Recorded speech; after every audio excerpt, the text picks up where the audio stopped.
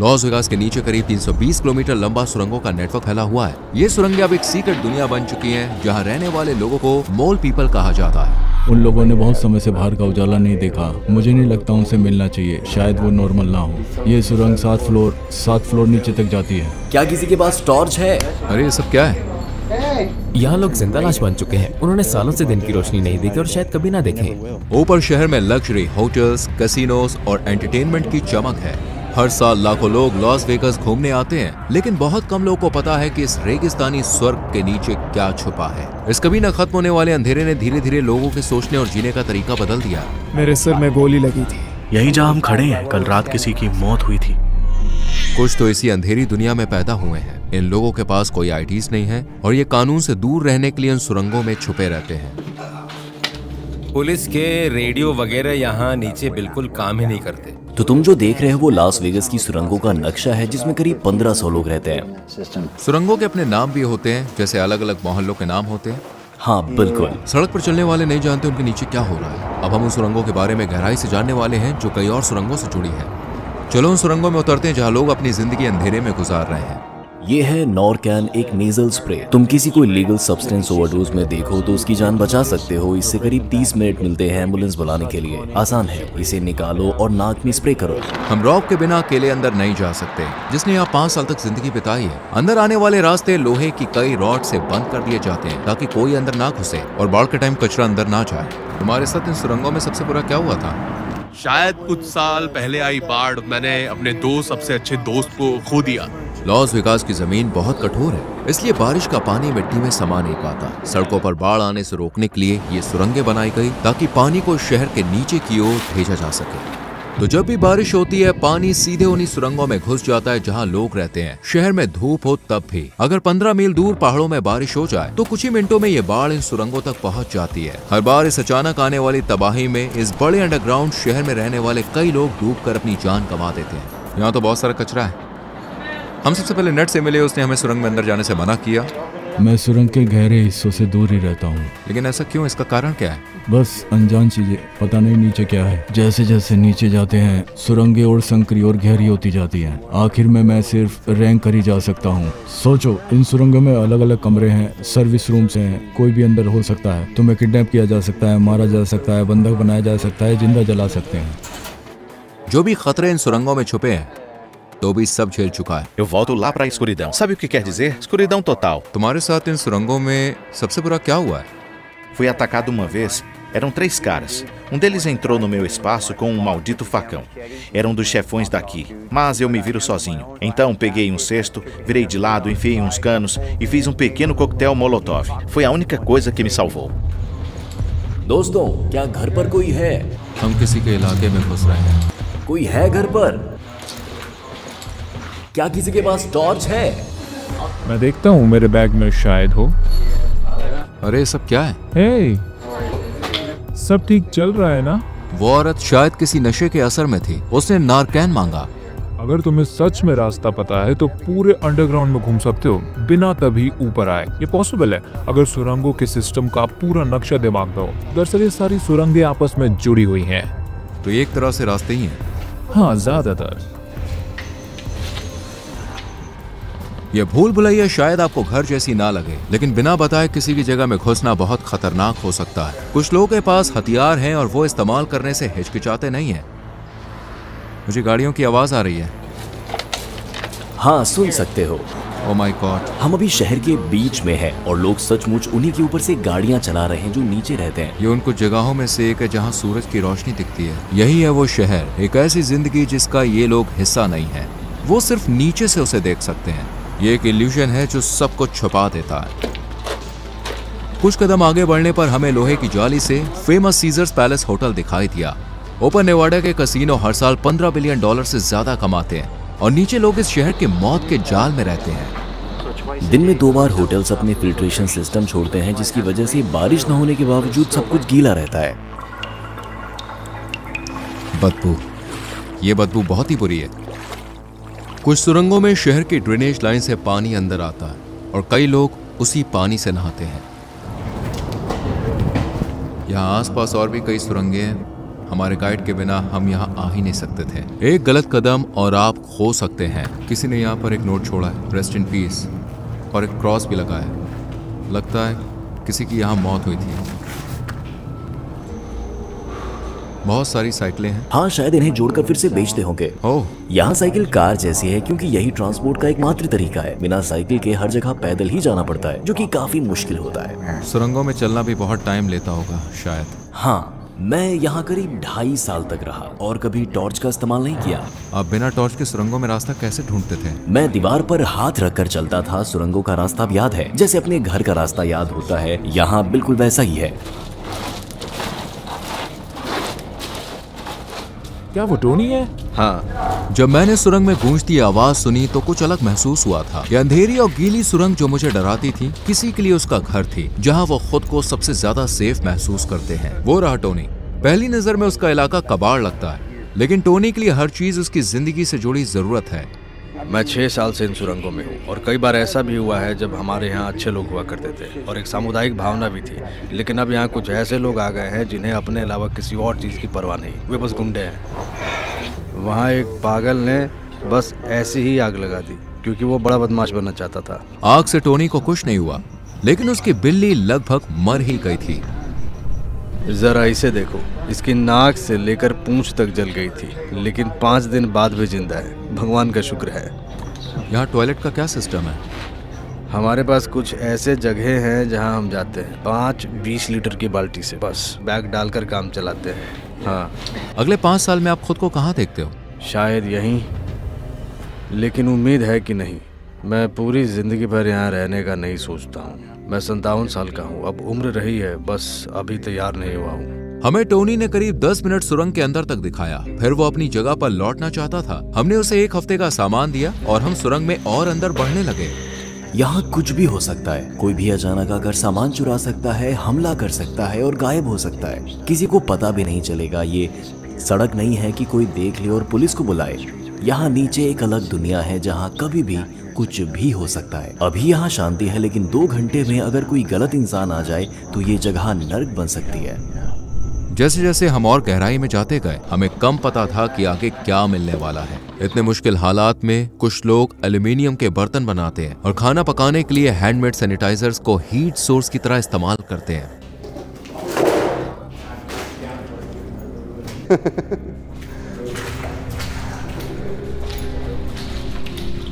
यहाँ बहुत चूहे हैं। हाँ, बहुत है। आगे किसी की आवाज गूंजी और हम उसकी तरफ बढ़े। मैं पूरी तरह पागल हूँ। माँ से मिलने वेगास आई थी और यहाँ एक लोकल से प्यार हो गया, इसलिए फिर हम यहाँ आ गए। अब यही लोग मेरा परिवार है। आप कितने टाइम से वैसे नीचे हो?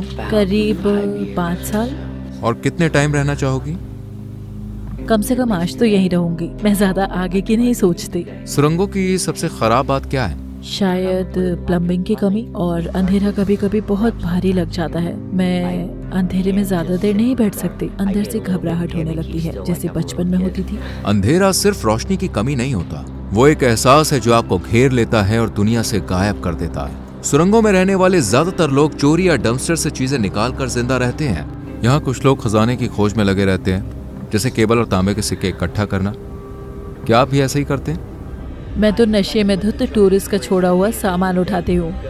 वो लोग लुई विटों से $3000 की टी-शर्ट खरीदते हैं, फिर स्लॉट मशीन में $100 जीतते हैं और जीतने की खुशी में कूदते हुए अपने $3000 की शॉपिंग वहीं छोड़कर जीत का पैसा कैश कराने निकल जाते हैं। और 2 दिन बाद याद आता है कि उन्होंने वो चीज खो दी, क्योंकि वो दिन भर पी रहे होते हैं और पहले से प्लान करके आए होते हैं कि यहाँ हर दिन $10,000 हारने हैं। मशीनों के कारण लोगों द्वारा हजारों डॉलर्स गवाए जाने के बारे में आप क्या सोचती हैं? ये अमेरिकी तरीका है, दिखावा, फिजूल खर्ची और पागलपन। इसलिए लोग यहाँ छुट्टियाँ मनाने आते हैं। फिर अंधेरे में बेवर्ली मिली। कितने समय से आप नीचे रह रही हो? करीब 8-9 साल हो गए। जब बारिश होती है तब क्या होता है? भयानक, बहुत डरावना। मैं 2 बार फंस चुकी हूँ। एक बार तो लगा कि अब जिंदा नहीं निकल पाऊंगी। आपको लॉस वेगास शहर कैसा लगता है? ये बस दिखावे की चीज है, सब सजावट है। ये बड़े कसीनो जीतने वालों से नहीं बने हैं। क्या आप समय समय पर अपनी जगह बदलती रहती हो या हमेशा यहीं रहती हो? अरे नहीं, जगह बदलती रहती हूँ। इन सुरंगों की सबसे मुश्किल बात क्या है? उन्होंने वर्षों की निराशा को एक शब्द में बता दिया। बेचारे लोग। इतनी गहराई में भी हर जगह कुछ न कुछ पड़ा है। कुछ शायद बाढ़ में बहकर आया होगा और कुछ लोग शॉपिंग कार्ट से लेकर आए होंगे। करीब 20 मिनट और चलने के बाद हमने दीवार पर एक अजीब सी परछाई देखी जो डरावनी तरह से फैली हुई थी। गोली मत चलाओ, हम नुकसान पहुंचाने नहीं आए हैं। सुरंग में आगे बढ़ने से पहले मैं आपको बताना चाहता हूं कि माय हेरिटेज डीएनए किट ने मुझे मेरी असल पहचान समझने में कैसे मदद की। मैंने बस अपने गाल का एक छोटा सा नमूना लिया, उसे माय हेरिटेज लैब में भेज दिया और सिर्फ 3 हफ्तों में मेरा रिजल्ट ऑनलाइन मिल गया। मुझे लगता था कि मेरी जड़ें सिर्फ टर्किश तक ही हैं, लेकिन डीएनए रिजल्ट देखकर पता चला कि मेरे पूर्वज इटली से लेकर सेंट्रल एशिया तक फैले हुए हैं। सब कुछ परसेंटेजेस के साथ साफ साफ दिखाया गया था। सबसे हैरान करने वाली बातों में से ये थे कि मुझे माय हेरिटेज पर 1600 से ज्यादा डीएनए रिलेटिव्स मिले। उनमें से एक तो मेरे डीएनए का 7.1% शेयर करता है। मुझे ऐसे कुछ कजन्स भी मिले जिनके बारे में मुझे कुछ पता ही नहीं था। मैं अपने डीएनए रिलेटिव से संपर्क भी कर सकता हूं और उन्हें बेहतर तरीके से जान सकता हूं। माय हेरिटेज डीएनए में अब 2 बिल्कुल नए फीचर्स आए हैं। पहला है एंशिएंट ओरिजिन्स, जो आपको आपकी जड़ें 10,000 साल पीछे तक ट्रेस करने देता है। मुझे पता चला कि मेरे पूर्वज यूराशियन सभ्यता से जुड़े थे, जो आयरन एज का एक शक्तिशाली साम्राज्य था। ब्रॉन्ज एज के दौरान मेरे पूर्वज ज्यादातर एनाटोलिया और कॉकस के इलाके में रहते थे। कोई पारिवारिक कहानी या रिकॉर्ड ये नहीं बता सकता, लेकिन आपका डीएनए बता सकता है। दूसरा फीचर डीएनए ट्रेट्स कहलाता है। इसमें आप जान सकते हो कि आपकी जेनेटिक्स आपकी दर्द सहने की क्षमता, रिस्क लेने की आदत, तनाव का स्तर, आपकी क्रिएटिविटी और कई दूसरी चीजों को कैसे प्रभावित करती है। तो माय हेरिटेज की मदद से आप अपनी असली जड़ें भी जान सकते हो और हजारों डीएनए रिलेटिव्स भी खोज सकते हो। ये सब सिर्फ $25, यूरो या पाउंड में मिल रहा है, सीमित समय के लिए कोड रूही 25 इस्तेमाल करने पर। अब हम दोबारा सुरंग में जा रहे हैं देखने के लिए कि अंधेरे में हमारे लिए क्या इंतजार कर रहा है। इस कचरे को तो देखो। हाय दोस्त, कैसे हो? हमने पहले उसे कुछ सामान दिया, फिर उसने हमें अपने टेंट में बुलाया। यही उसके सोने की जगह है।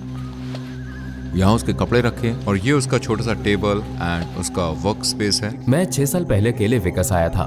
मेरे माता पिता 2018 में गुजर गए और मुझे 2 साल या ज्यादा हो गए। मैं यहाँ नीचे ही हूँ। तुम्हें पानी और खाना कैसे मिलता है? यहाँ कोने पर लगे फायर हाइड्रेंट खोल लेता हूँ। मेरे पास फूड स्टैम्प कार्ड है, लेकिन कभी बहुत मजबूरी हो तो खाने की चोरी भी करनी पड़ती है। खुद को इन सुरंगों में सेफ कैसे रखते हो?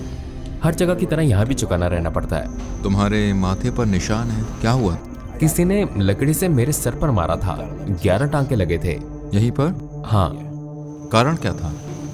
साइकिल को लेकर। यहाँ साइकिल बहुत जरूरी चीज है, तो सबको इसकी जरूरत होती है। क्या आपने कभी किसी को उस क्षण देखा जब उसकी जान ली गई हो? दुर्भाग्य से हाँ। मुझे याद है कि मैंने किसी को आते देखा और 2 गोलियां चलने की आवाज सुनी। उसकी पीठ और गर्दन में गोलियां लगी थी। इससे पहले कि मैं कुछ समझ पाता, वो मेरे सामने सफेद टी शर्ट पहने खड़ा था और वो बहुत तेजी से लाल हो रही थी। कुछ लोग बर्दाश्त नहीं कर पाते। यहाँ इतने अंधेरे में रहना मानसिक रूप से कितना मुश्किल होगा। कुछ ने तो दिन की रोशनी सालों से नहीं देखी और शायद कभी नहीं देखेंगे। यहाँ नीचे लोग सच में जिंदा लाश बन जाते हैं। सच में? हाँ, मैंने ऐसा कभी और कहीं नहीं देखा। रात में तो ऐसा लगता है जैसे मेरे टेंट के ठीक बाहर लोग टहल रहे हों। ज्यादातर मैं बाहर जाकर देखता हूँ तो कुछ भी नहीं होता। पता नहीं यहाँ नीचे किससे सामना हो जाए, ये तो पक्का है। यहाँ अंधेरे में ज्यादा लोग के आईडी कार्ड खो जाते हैं और फिर रात में तो ऐसा लगता है जैसे मेरे टेंट के ठीक बाहर लोग टहल रहे हों। ज्यादातर मैं बाहर जाकर देखता हूँ तो कुछ भी नहीं होता। पता नहीं यहाँ नीचे किससे सामना हो जाए, ये तो पक्का है। यहाँ अंधेरे में ज्यादा लोग के आईडी कार्ड खो जाते हैं और फिर कभी नहीं मिलते। बिना आईडी के वो नौकरी नहीं पा सकते, ना घर किराए पर ले सकते हैं और सोशल सर्विस भी नहीं मिलती है। सिस्टम के हिसाब से ऑफिशियली वो जैसे है ही नहीं। पहचान की कमी एक बड़ी दिक्कत है, लेकिन यही सब कुछ नहीं है। हाँ, उन्हें ये सब चीजें चाहिए, लेकिन अगर मैं आज सबको आईडी दे भी दूं तो कल भी वो यही होंगे। असली समस्या है ट्रॉमा, मेंटल हेल्थ और बहुत कुछ जिसे समझना जरूरी है। मैं खुद 2-3 साल बेघर सड़क पर भटकता रहा। एक रात देखा 3 लोग जिन्हें मैं जानता था तलवारों से लड़ रहे हैं। खनखनाहट, खून सब देखा। मैंने देखा और आगे बढ़ गया जैसे कुछ हुआ ही नहीं। यही होता है यहाँ, तुम सुन्न पड़ जाते हो, इस हालत के आदी हो जाते हो। फिल पहले घर में रहते थे जिसमें स्विमिंग पूल था, लेकिन रिटायरमेंट के बाद जिंदगी धीरे धीरे उन्हें नीचे खींच लाई। पुलिस के रेडियो वगैरह यहाँ नीचे बिल्कुल काम ही नहीं करते। वाह। इसी वजह से बहुत लोग यहाँ लालच में आकर फंस गए। तुम कितने टाइम से यहाँ हो? 8 से 10 साल। सुरंगों में सबसे बुरा क्या हुआ तुम्हारे साथ? शायद इसीलिए लोग यहाँ बुरी तरह फंस जाते हैं जब यहाँ बाढ़ आती है, क्योंकि 10 मिनट में पानी 2.5 मीटर ऊपर तक भर जाता है। यहाँ कोई वार्निंग सिस्टम नहीं होता जो ये बताए कि बाढ़ का पानी आ रहा है। बस पानी की आवाज सुनकर ही पता चलता है। पहले यहाँ बोर्ड लगे होते थे जिन पर लिखा था पानी कभी कम नहीं होता, और ये सच है। हमने यहाँ बहुत लोगों को खोया है। सुरंगों में सबसे मुश्किल होता है वो चीजें खो देना जो सालों में इकट्ठा की थी। इस इंटरव्यू के कुछ ही हफ्ते बाद खबर आई कि फिल की मौत हो गई है। जैसे जैसे हम सुरंग में आगे बढ़े, छत पर मिनरल्स डिपॉजिट के निशान पर हमारी नजर पड़ी। तो यहाँ पानी का लीकेज हो रहा है, इसमें कैल्शियम होता है। ये सब दिखाता है कि बारिश बार बार यहाँ नीचे तक आती है। कौन जाने कितनी बार बाढ़ ने इनका घर बहाया और जिंदगियां छीन ली। हम आगे बढ़ते गए। किसी ने यहाँ एक छोटा मेमोरियल बनाया था। यहाँ कोई मर गया था। यहाँ दिल बनाए और गुलाब रखे। जब बाढ़ आती है तो उनके पास भागने के लिए 20 मिनट होते हैं, बशर्ते कि पानी का बहाव या तैरता हुआ मलबा उन्हें पहले अंदर फंसा ना ले। सुरंग के अंदर जगह जगह पानी के गड्ढे हैं और ठंडी हवा चल रही है। ओह माय गॉड, फिर से शुरू हो गया। जमीन सीवेज, कचरा और इंसानी गंदगी सबसे भरी हुई है। अब ये सब मेरे जूतों में घुस रहा है। हर जगह कचरा और मरे हुए जानवर पड़े हैं। हाँ, एक मरा हुआ चूहा। क्या किसी कैसीनो से आया? हाँ। Oh my. हमारे पैर गीले हैं और अब यही रास्ता है। हमें चलते रहना पड़ेगा। हम इस सुरंग में चलते जा रहे हैं रॉब के पुराने दोस्त को ढूंढने, जो पिछले 10 सालों से यहाँ रह रहा है। कोई है घर पर? धीरे धीरे दीवारों पर रंग दिखने लगे और फिर हम पहुंच गए एक ऐसी जगह जो किसी अंडरग्राउंड आर्ट स्टूडियो जैसी थी। किसी ने यहाँ नीचे अपनी खुद की गैलरी बना ली है। दुख की बात यह है कि एक भारी बारिश इसे पूरी तरह से मिटा सकती है।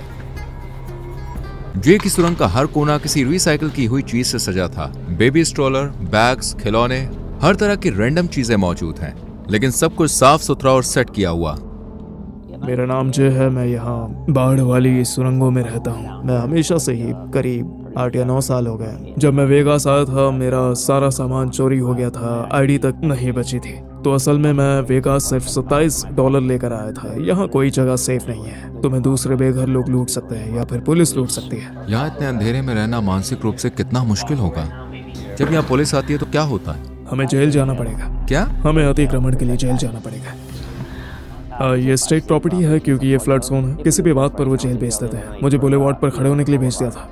ये लोग नापसंद किए गए लोग हैं। सरकार ने इन्हें हर जगह से बैन कर दिया है। लोग इन्हें संभावित अपराधी समझते हैं, लेकिन जी अब इस कलंक से थक चुका है। समय के साथ उसने जीने का तरीका सीख लिया है। यहाँ खाना और पानी बहुत कम है। पीछे थोड़ा पानी है लेकिन वो बहुत गंदा है। मैं ज्यादातर वही खाता हूँ जो लोग छोड़ते हैं। जो भी चीज यहाँ देख रहे हो वो सब मुझे कचरे में मिली है। आप यहाँ नहाते कैसे हो? बस 5 लीटर की बाल्टी से। अगर आप बुरा ना माने तो बताएंगे आपकी आंख को आखिर हुआ क्या था? हाँ, मुझे 45 कैलिबर की गोली लगी थी। ज्यादा याद नहीं मुझे। आपके साथ यहाँ सबसे बुरा क्या हुआ? मेरे पीछे अजीब चीजें लगी रहती हैं, जैसे कोई भूत मेरे पीछे पड़ा हो। और मैंने शैतान देखे जो सामान को हिला देते हैं, गायब कर देते हैं। जैसे मैं अपने बिस्तर पर होता हूँ तो बिस्तर हिलने लगता है। वो लोगों की आवाजें भी नकल करता है या बाहर से किसी और की आवाज में सुरंग में मेरा नाम पुकारता है। तुम बस पीछे जाकर 15 मिनट बिना टॉर्च के खड़े रहो, फिर बताना मुझे कैसा लगा। तुमने असल में क्या देखा था? वो इंसान जैसा दिखता है, बहुत पतला है, करीब 6 फुट 5 इंच। उसकी नुकीली नाक है और हाथ पैर नहीं। बहुत ही स्मूथ तरीके से चलता है। पूरा अंधेरा हो तो भी बिल्कुल साफ दिखता है, क्योंकि वो अंधेरे से भी ज्यादा काला है। उसके आने से तापमान अचानक गिर जाता है। आपका फ्यूचर का प्लान क्या है? 10 साल बाद आप खुद को कहाँ देखते हो? मरा हुआ पता नहीं। सच कहूँ तो हर इंसान बस 2 पेचक दूर है बेघर होने से। हर सुरंग की अपनी पहचान है। बस ये इस बात पर निर्भर करता है कि वहाँ कौन रहता है। यहाँ बहुत सारी सुइयां पड़ी हैं। ओह, कितना गंदा है। यहाँ की जिंदगी कैसी है? ये जिंदगी नहीं है। क्या आपके अपने परिवार से बात होती है? थोड़ी बहुत। वो लोग सोचते हैं तुम अभी क्या कर रहे हो? वो पूछते ही नहीं। इन सुरंगों में आने से पहले क्या करते थे? इस स्थिति में आने से पहले सब नॉर्मल था। मैं एक फैमिली मैन था। 2 बेटे हैं, 1 बेटी। वो लोग अभी भी बाहर रहते हैं। मेरा बेटा पिछले महीने 17 साल का हुआ। आखिरी बार उन्हें कब देखा था? 10 साल पहले। इन सुरंगों में आपके साथ सबसे बुरी घटना क्या हुई? यहीं जहां हम खड़े हैं, कल रात किसी की मौत हुई थी। कल रात? कल रात। कैसे? ओवरडोज से। जिंदगी बहुत कीमती और छोटी है। अमेरिका में हर 10 में से 7 लोग महीने की सैलरी पर जीते हैं। बस किसी तरह गुजारा चल पाता है। ज्यादातर के लिए एक अचानक आया खर्चा ही उनकी फाइनेंशियल स्टेबिलिटी को खत्म कर देता है। ओह माय गॉड, हम सुरंग के अंदर थे और आप देख सकते हैं उस तरफ से सीजर पैलेस दिख रहा था। यह सच में एक ड्रामा है। अगर आप भी इन सुरंगों में थोड़ी रोशनी लाना चाहते हो तो शाइन अ लाइट फाउंडेशन को डोनेट कर सकते हैं। और हाँ, ऐसी ही और डॉक्यूमेंट्रीज के लिए हमारे YouTube चैनल को सब्सक्राइब करना ना भूलें। माय हेरिटेज की मदद से आप अपनी असली जड़ें भी जान सकते हो और हजारों डीएनए रिलेटिव्स भी खोज सकते हो। ये सब सिर्फ $25 यूरो या पाउंड में मिल रहा है, सीमित समय के लिए। कोड रूही 25 इस्तेमाल करने पर डिस्क्रिप्शन के लिंक पर क्लिक करें या QR कोड स्कैन करें और पूरा बंडल पाएं। इसमें डीएनए किट, फ्री शिपिंग और 30 डेज फ्री ट्रायल शामिल है। आप ये किट खुद के लिए ले सकते हैं या छुट्टियों में किसी फैमिली मेंबर या फ्रेंड को गिफ्ट कर सकते हैं।